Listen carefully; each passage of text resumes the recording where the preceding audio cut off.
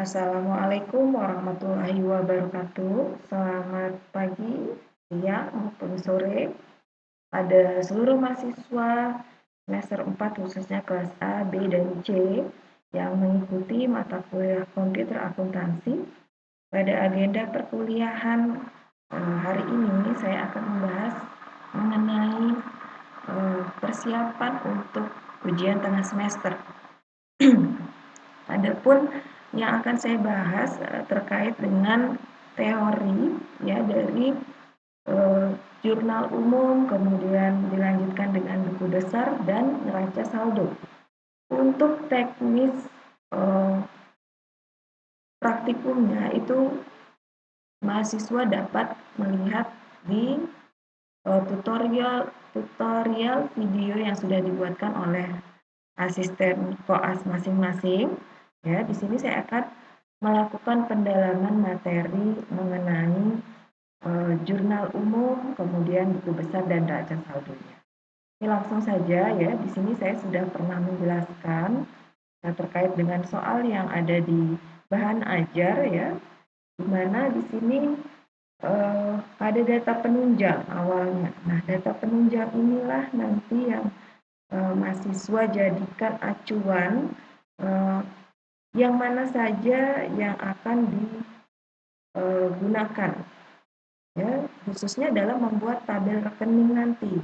Jadi pada saat UTS nanti diperhatikan ya, neraca saldo awal ini sebagai dasar untuk melakukan pembuatan tabel rekening, kemudian nanti juga ada dasar untuk menghitung buku besarnya. Oke, kita lanjutkan. Di sini ada soal ya, dibuka lagi soalnya. Kemudian dari masing-masing soal ini dibuatkan jurnal umumnya. Oke, untuk soal ini kemarin sudah kita bahas ya. Saya rasa untuk jurnal umum sudah tidak terlalu susah ya. Seperti misalnya ini. Tanggal 2 Februari dibeli peralatan kantor sebesar 1.500.000 dibayar bulan depan. Ini jelas jurnalnya ya, di debit adalah peralatan kantornya karena peralatan dibeli atau bertambah. Kemudian di sebelah kreditnya adalah hutang karena ini ada kata kuncinya dibayar bulan depan. Oke. Kemudian untuk tanggal 5 Februari ya, diterima pembayaran atas pengerjaan jasa interior. Ada kata kunci diterima pembayaran, artinya di kolom debit silahkan diisi adanya kas yang bertambah karena kita menerima uang. Kemudian ini ada kata kunci jasa interiornya dikerjakan bulan lalu, berarti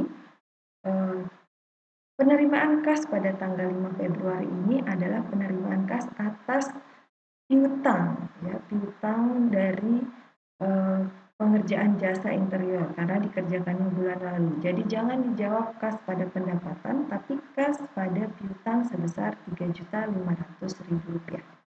Oke, selanjutnya tanggal 10, ya, tanggal 10 Februari dibayar sewa kantor untuk 12 bulan. 3 juta. Ini jelas ya, cara menjurnalnya adalah di sebelah debit sewa kantor ya, dibayar di muka. Kemudian di sebelah kredit adalah kas karena di sini tidak ada kata kunci apakah dibayar bulan depan atau terhutang. Berarti asumsinya adalah ketika menemukan soal seperti ini pembayaran dilakukan secara kas sebesar 3 juta. Kemudian tanggal 15 Februari ya, dilihat di sini 15 Februari dibayar beban pemasangan iklan pada PT Lombok Pos sebesar 300.000. Dibayar beban pemasangan iklan ini kita menjurnalnya adalah beban iklan ya, pada kas. Sekali lagi tidak ada kata kunci yang mengatakan bahwa pembayaran beban ini terhutang atau dibayar bulan depan atau apapun itu. Berarti secara asumsinya adalah pembayaran ini dilakukan secara kas. Jadi jurnalnya beban iklan pada kas sebesar 300.000. Kemudian tanggal 17 Februari dikirimkan tagihan kepada Nyonya Hajah Sofia yang telah menggunakan jasa desain secara kredit 12.500.000. Berarti di sini ada pengakuan pendapatan. Nah, karena pendapatan ini belum dibayar atau ada tulisan di sini secara kredit, maka kita masih mengakuinya sebagai piutang. Sehingga jurnalnya adalah piutang pada pendapatan sebesar 12.500.000. Kemudian untuk tanggal 20 Februari, ini 20 Februari dibayar tagihan air, listrik, dan telepon. Ini sama cara menjurnalnya dengan transaksi tanggal 15 Februari ini, di mana yang didebet adalah beban air, listrik, dan teleponnya, kemudian di sebelah kredit adalah kas, karena asumsinya dibayar secara tunai. Ya, tidak ada kata kunci yang mengatakan dia terhutang kredit. Ya. Kemudian tanggal 22 Februari diterima pendapatan jasa desain interior untuk pengerjaan balai rasa sebesar 7 juta. Nah, diterima pendapatan jasa ini artinya jurnalnya adalah kas pada pendapatan, karena di sini langsung diterima uangnya, kemudian langsung diakui sebagai pendapatan, sehingga jurnalnya adalah kas pada pendapatan sebesar 7 juta. Kemudian tanggal 24 Februari, Tuan Lalu Ardapan mengambil uang untuk keperluan pribadi. Ini gampang sekali jurnalnya ya, tinggal Ananda sekalian menuliskan di dalam jurnal yaitu prive pada kas. Jadi privenya bertambah ya karena ada pengakuan prive itu. Kemudian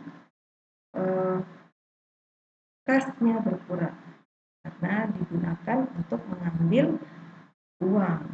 Ya, uangnya diambil ya untuk pengakuan privenya.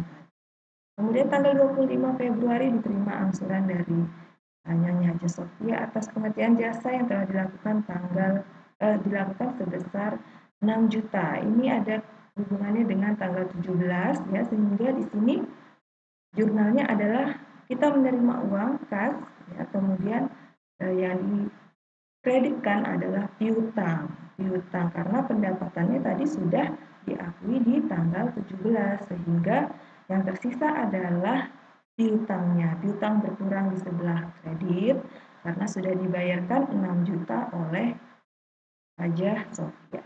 Kemudian tanggal 26 Februari dibeli perlengkapan kantor untuk bulan Februari sebesar 500.000. Ini gampang saja, tinggal kita debit perlengkapan kantor, kemudian kas di sebelah kredit karena pembelian dilakukan secara tunai. Kemudian tanggal 27 Februari dibayar gaji pegawai sebesar 1.800.000. Ini juga sama ya dengan transaksi tanggal 15, sama juga dengan transaksi tanggal 20, hanya saja bebannya itu adalah beban gaji, sehingga yang didebet adalah beban gaji pada kas sebesar Rp1.800.000. Untuk lebih jelasnya di sini sudah ada kunci jawaban dari jurnal umum. Jangan lupa pada saat mengisi jurnal umum saat praktikumnya ya, tolong kolom itu diisi tanggal, bulan, dan tahunnya. Kemudian ada keterangan yang berisi nama akun yang digunakan. Nah, kalau di Excel ya, saya kasih lihat untuk di Excelnya seperti ini ya. Jadi ada nama rekening, tanggal, kemudian bulan, kemudian tahun, kemudian ada kolom kode, nama rekeningnya, kemudian keterangan berisi jadi identifikasinya, kemudian kolom debit dan kredit. Oke, seperti itu untuk jurnal umum ya, jangan sampai keliru. Kemudian kita lanjutkan untuk buku besar.